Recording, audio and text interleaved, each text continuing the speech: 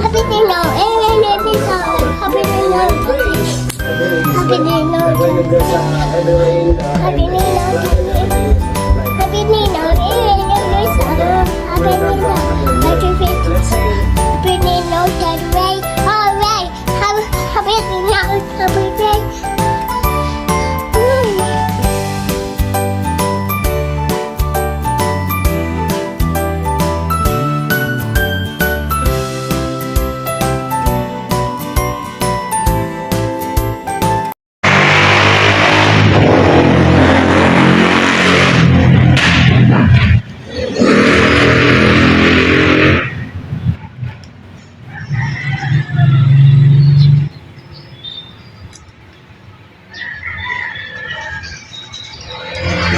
Akala ko itong mamamatay na.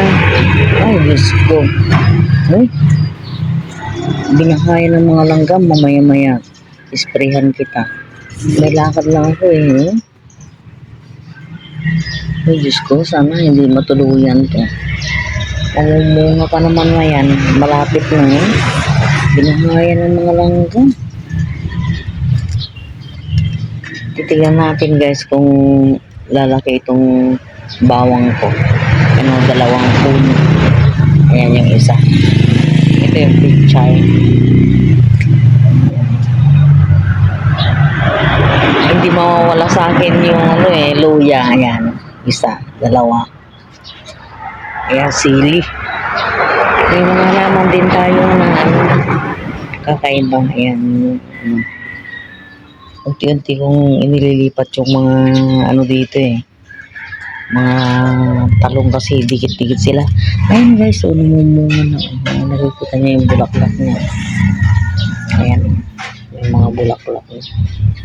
Magiging bunga na yan. Ito, ewan ko anong nangyari dito kasi nagdra-dry yung ano niya. Nisprehan ba naman niya ng may baking soda. Ayan o, may bunga na guys. So, nakita nyo yan. Tatlo pa nga eh. Tapos meron pa rito.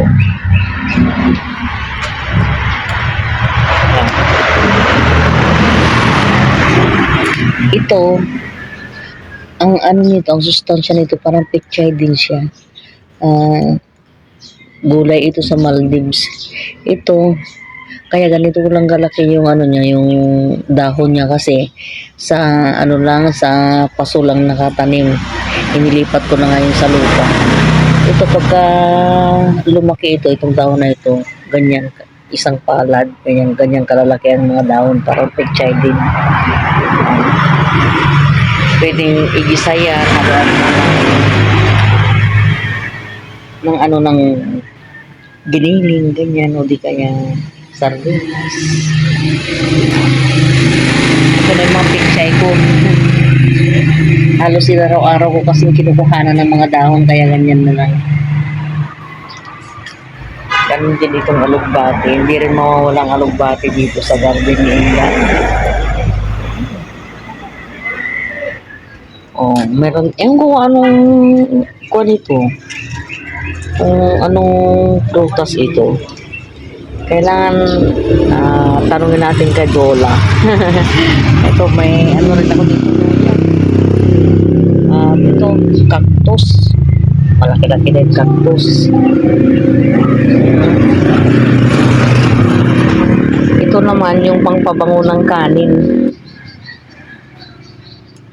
Nakakalimutan ko kasing manguha pag yung nagluluto na ako. O yun.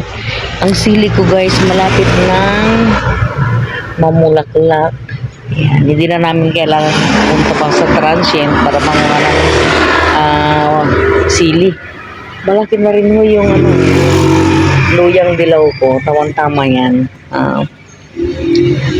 Para sa sakit ko guys, maglalaga lang ako ng dahon niya, ay ng buto. Ayun yung ano niya. Maglalaga lang ako niyan, tapos inumin ko yung pinaglagaan guys. Alam niyo ba ito na ano guys, pagka lumaki na ito na makaganda, Ang mahal kaya nito, nung minsan nga may nasalubong nga ako, sinasakay dyan sa garden. Malaki na, kasing taas ko, 3 yung ano nito. 3 yung, parang, yung sanga-sanga niya, ganito din. Ang mahal daw ng 1,000. Ayan.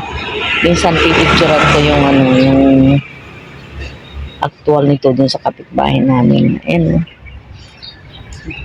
Ito naman yung cactus ko, parang namumulaklak na. Sana matuloy. Inilipat ko na Hiningi ko ito sa kapitbahay namin kahapon sa transyo. Ito, pagka lumaki, maganda din guys. Ayusin ko nga ito Ayan. Para igigit na ko siya. Para magandang tubo. Kasi itong ano niya namatay. No?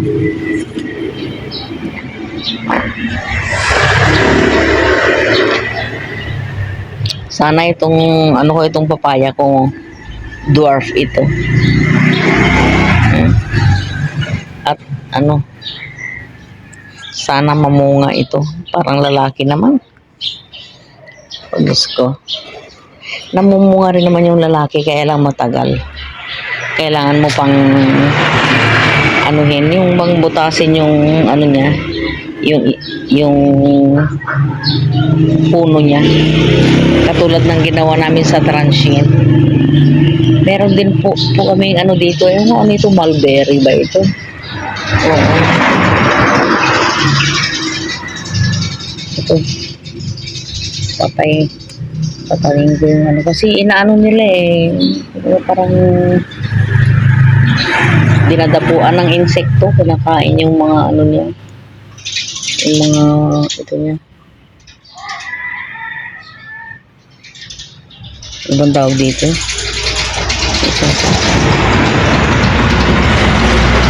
Ang dami ko ring mga aloe vera.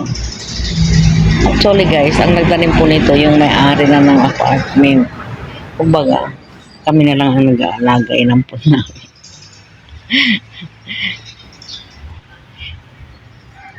Ewan ko bakit hindi pa namumulaklak ito. Yung ganito sa kapitbahay namin sa transient, ang daming bulaklak. Kaya lang iniisip ko baka nagtampo.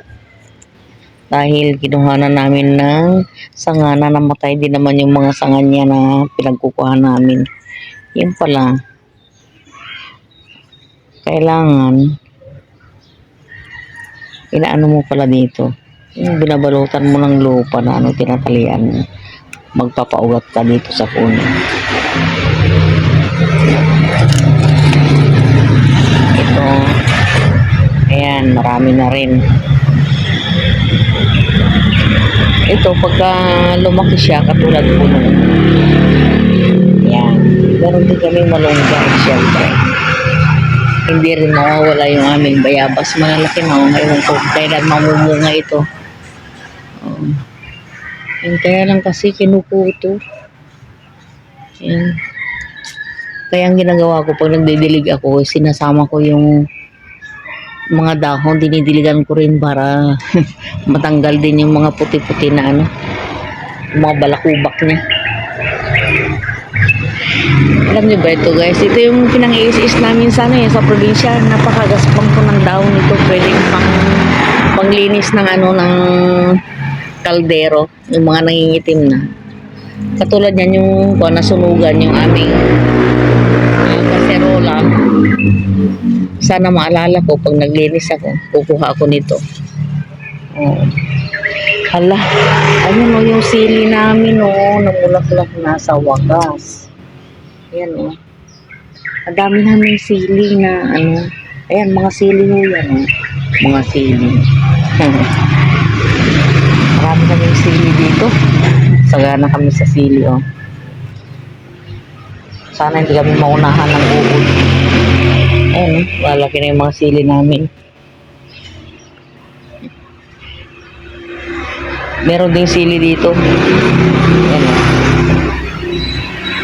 Huwag lang masobrahan sa spray. Sobra kasi sa pag-aalaga si Dodong eh. Ingat na ingat sa mga halaman niya. Ang kaso, yung mga halaman niya, di naman nagiging healthy. Nalulungkot naman nung nasusunog yung mga dahon. Ayan o. Ang pangit. Hindi namin alam kung anong gagawin namin eh. Kaya nga katulad nung langka namin sa transient, sa sobrang excitement namin, kung ano-anong ibinalot namin doon sa langka, kinabukasan, bulok na. Ay, Diyos ko. Ay, oo nga pala. Hindi ko napansin yung aming kamatis. Oh, ang dami ng bulak-bulak. Oh, sa inyo. Magtatanim din ako ng maraming kamatis dito para hindi kami mawawalan. Pagka tumanda na yung aming mga yung kamatis na nilalagay namin. Pero pagka halimbawa mag-iipon ako ng mga mga malalaking malalaking Wilkins balagay ng tubig. Ayan, unti-unti akong maglalagay dito. Ang ilalagay ko naman dito ay kamatis. Di ba? Inaantay ko yung ibibigay ng kaibigan ko na na upo eh. Para kahit isang puno lang sana makapabuhay ako.